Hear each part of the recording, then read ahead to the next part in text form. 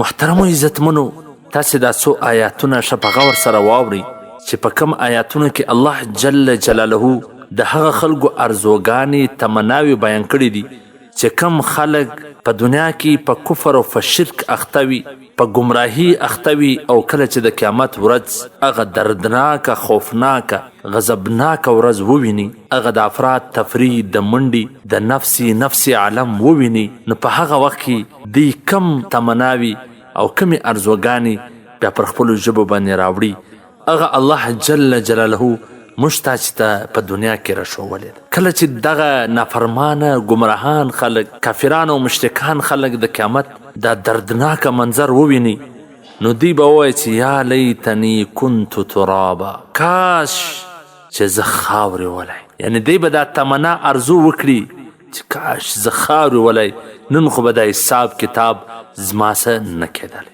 یا لیتنی قدمت لحیاتی، کاش چې ما د خپل آخري ژوند لپاره څه کړي ولی، یعنی د آخرت لپاره مې څه کړي ولی.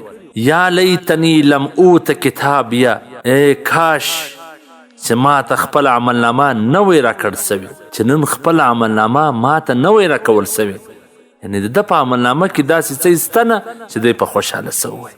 یا ویلتا لیتنی لم اتخذ فلانا خلیلا، ای زما بدبختی، کاش چې ما پلانی سړی خپل ملګری نه وی ګرځولی، کاش پلانی سړی ما ملګری کړی نه وی.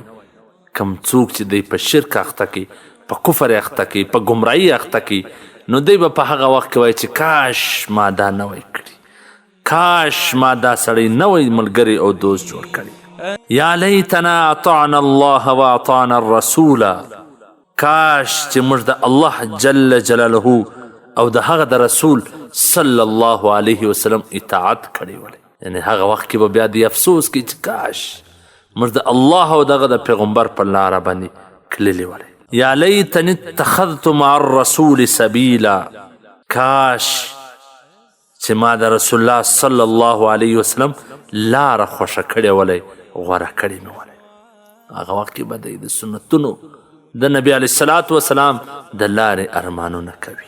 یا لیتنی کنت معهم فافوز فوزا عظیما، کاش چې زه هم د هغوی سره وای نو ډیره لویه بریا کامیابي به مې ترلاسه کړې ولی.